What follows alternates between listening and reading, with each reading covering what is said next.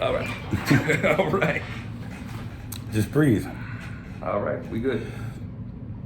You guys, I'd just like to introduce myself. You know who I am. This is my therapist. Hello there. I need a therapist. I have to have a therapist. Someone to talk to reflect my problems. And this is Andrew King. I don't know what your title is, but LPA therapist. he's the dude. Okay, he's the dude. And he is definitely the dude. I need therapy, you guys. I come to see Andrew all the time, at least twice a month, sometimes only once a month, sometimes more. It's all up to my mental health. It's up to your mental health. I never knew what narcissism was. I never knew what I never knew what positive reinforcement was. I never knew all my negative traits that were generational. And this man's taught me to deal with my problems, and if I have problems that I need to talk about, dude, I'm a jerk. I'm an absolute jerk. Anybody that knows me, especially him. You ain't a jerk. Well, We all can be. we all can. We all can be. That's right. But he's told me, you taught me, bro, that if I want to be happy with myself and full of glory, that I need to focus on just small tasks. Tie your shoes, fold your socks. Simple things, bro. Yeah, and that is true. When people get in a bad spot, it's always the simple basic stuff is the first thing to go. And what that leads to is we really stop taking care of ourselves. And I'm talking as simple as like, remember to drink water. Remember to eat something. Simple stuff like that. But I tell you, if you don't do that stuff, you're just going to get worse and worse off. Like this grooming. I comb this beard every day. This hair, it's depressing me because it's thinning out, it's falling out. Is that stress? It could be a number of things. One thing that I deal with most of the time, and I'm sure you guys heard me say this very many times, let me tell you where it comes from. Suicide is optional. It is. Why is that? Because in 13 states in America, maybe more now, maybe less, I don't know, physician-aided suicide is a thing. I've always been depressed. I've never been able to beat it. You know, whether it been from mental abuse, physical abuse, sexual abuse, what have you. Learning things from your family is what you're going to have to get over. And that's why you need a therapist, bro. Because I'll therapize you. Like this dude. This dude's from Cali. He's got a cool dad. He listens to rock and roll music. Hey, he's got some cool things about him. You do, bro. Well, thank you. I appreciate it. No homo. Appreciate it. I appreciate it. With, you know. Of course, I'm not cool enough to be making YouTube videos. Nah. Hey. Yes, you are. Yes, you are. Hey, and I don't know whether it's because smart people get a lot of stress, but his gray is actually blending in. Mine just pops up a hair here and there. Yeah, but the gray is showing. The gray is starting to show. Let me ask, you married? Nope. Yo, ladies. Nope, not married. Not married. All right, take the whip for a minute. I've got 5 minutes. Well, gosh, let's see here.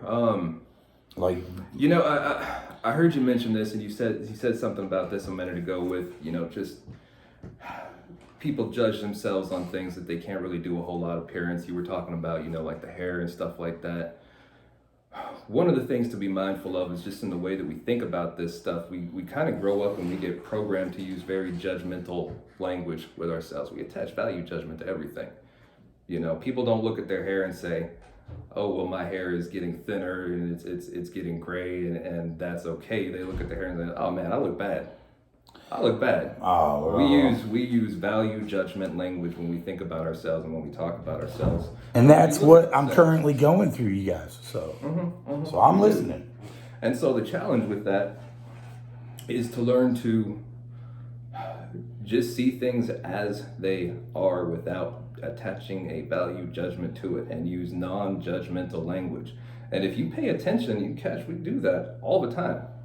You look at pictures of people on the internet. Ginger. I've been doing that with Ginger lately because there were all these snowflakes. You look at pictures of people on the internet, you look at all this stuff, and we're always judging. And it's hard to get away from that because we kind of grow up like that. We're programmed with that. That's I just the did culture. it. I just did it. Snowflake. But just call it what it is without value judgment. Instead of saying like, oh, I'm fat. Well, you're gonna say that. You say, well, I have a little bit of a larger waistline. Okay, or break it down into the inches. Try to avoid using value judgment type language. And accept yourself. I've got to overcome that. It's a hard thing to overcome. It's a hard thing to overcome because essentially what you're doing, and what you're really doing with a lot of the type of stuff we talk about, is you're fighting against the culture we're raised in. We have a deficit-based culture. When you're growing up and you're in school and you take a test, they don't tell you how many you got right. They tell you how many you got wrong. How many you got wrong? Yeah. I was talking to the receptionist up front, and I was like, well, I don't know if I'm being a sexist or not, but tell me if I'm wrong, ma'am. I said, let's say when a woman is low on estrogen, well, bro, they become all emotional. Well, when we get low on testosterone, we get depressed. And that's just what I thought of on my own. Am I right? No, I think there's something to that, definitely. Hormones. Yeah. Hormones make a big, big difference. And the thing to remember with that is that if somebody is struggling because they've got, some kind of issue with their hormones or their vitamins, that can make a big difference. We often want to jump to trying to invalidate their experience and invalidate their emotions. And so that can be the case that there's some kind of vitamin imbalance or something like that. That doesn't mean that their emotional experience is invalid. That doesn't mean the emotions are wrong. Right. But you have to curb it with something that'll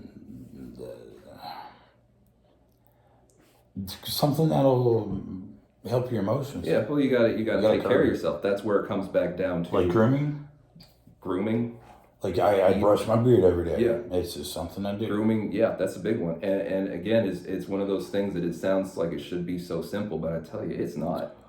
When you get into the throes of, a depressive episode or whatever else, just dealing with life's stressors, little simple things like that can seem like a challenge because they kind of are at that point. They kind of are. And so that's part of how you take care of yourself is just, start basic. Make sure that you do the basics. I've been doing the straighten the neck out technique. You put the hands on the back of the neck and then you pull up. Well, the bump right there has gone from a bump, I was gonna say I don't for real see a bump there. Right anymore. now it's flat. I don't for real see a bump. Bro, I've only been doing that for a month. Man, just for a month. Nice. And that's just about 6 of those reps, like that, and then I just pull my neck up, and then it took away some pain that I have right here and headaches. It's taking that away. Nice. And that was a YouTube video, you guys. Nice. Oh, Yeah. You put the hands all further down. Put the hands a little bit further down. Right there. Mhm. Now Pull up. and now pull out. There you go. And then lift your chin straight up. Oh yeah. Okay, now stop. Okay, do that about 6 times in 30 minutes for all month, and your neck will. I already feel more straight. I already feel more straight now. It really worked.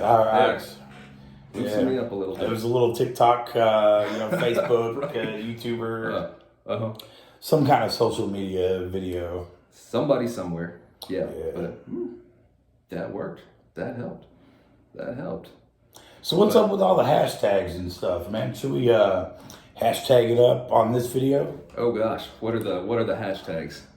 It's gonna be what are the hashtags? the King or Drew the Man, Dr. Drew. Dr. Drew.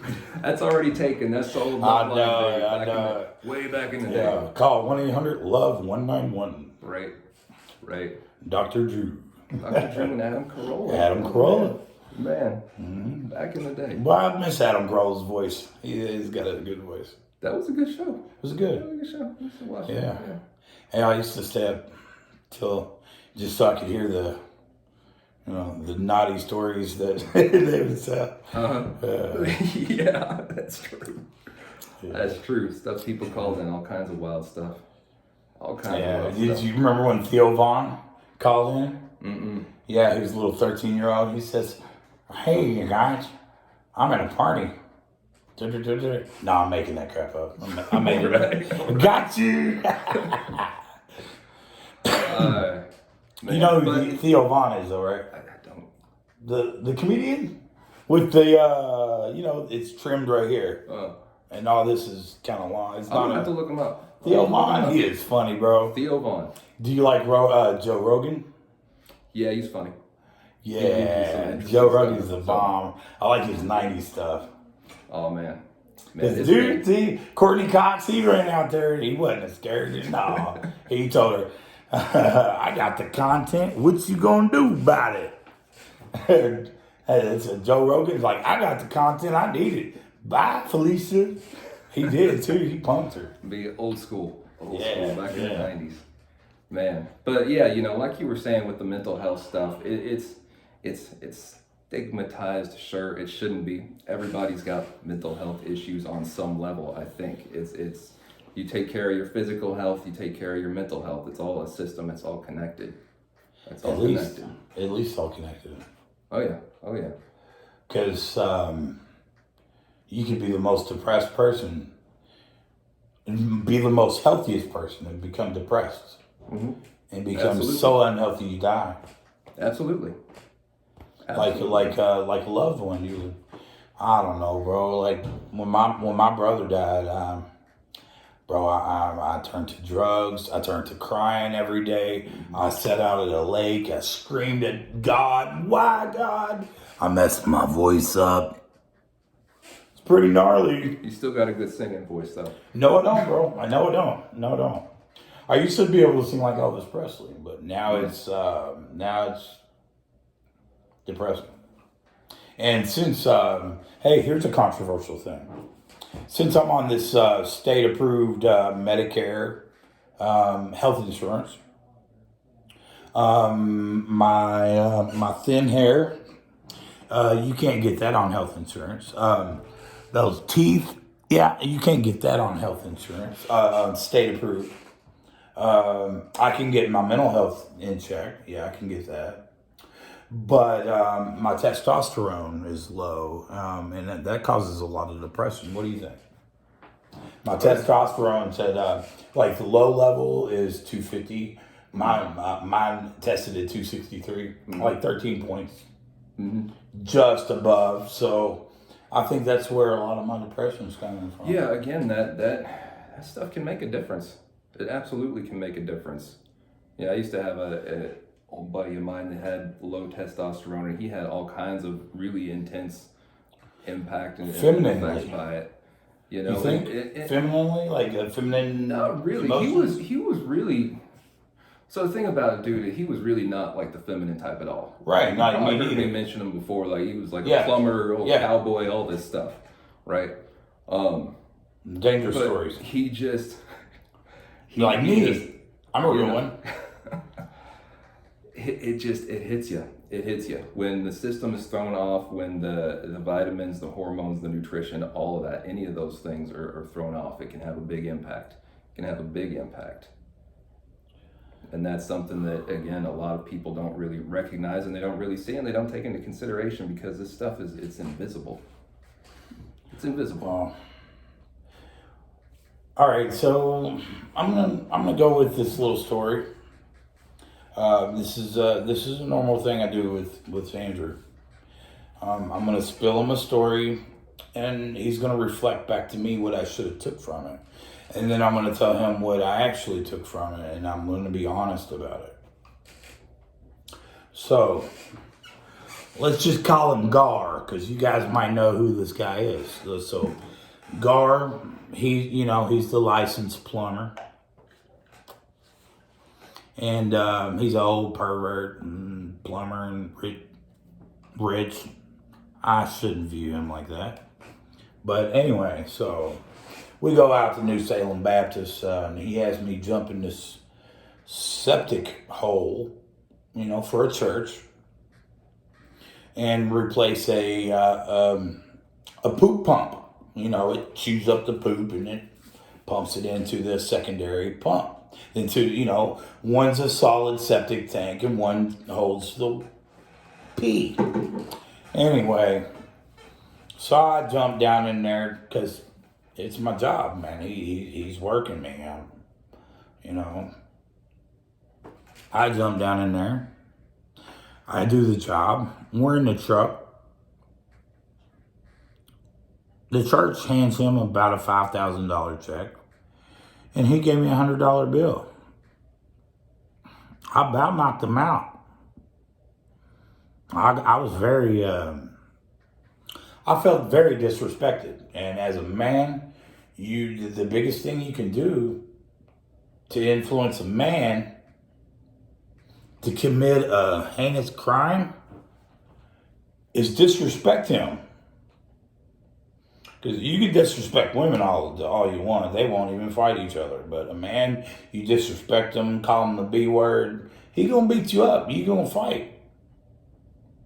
Yeah, I won't be disrespected. And he handed me a $100 bill to get down in that poop and change out a pump this deep and pee and poop. Oh, man.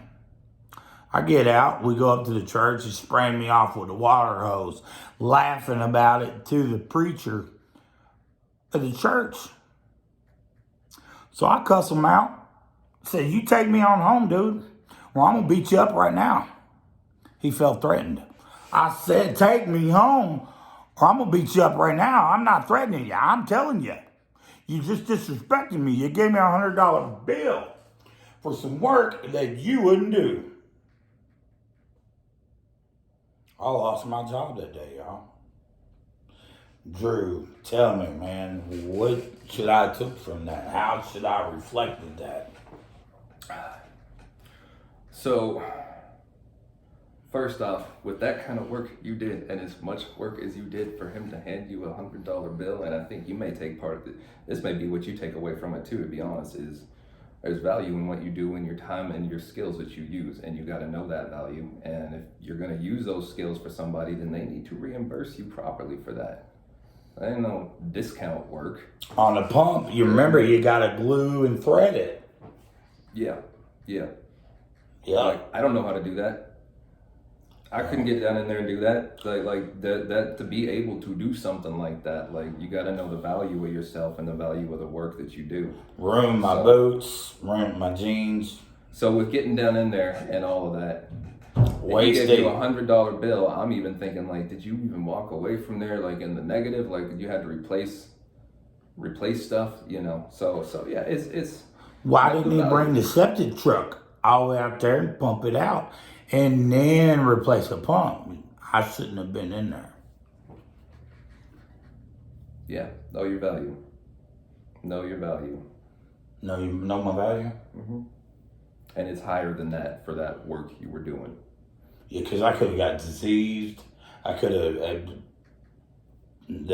been carbon monoxide.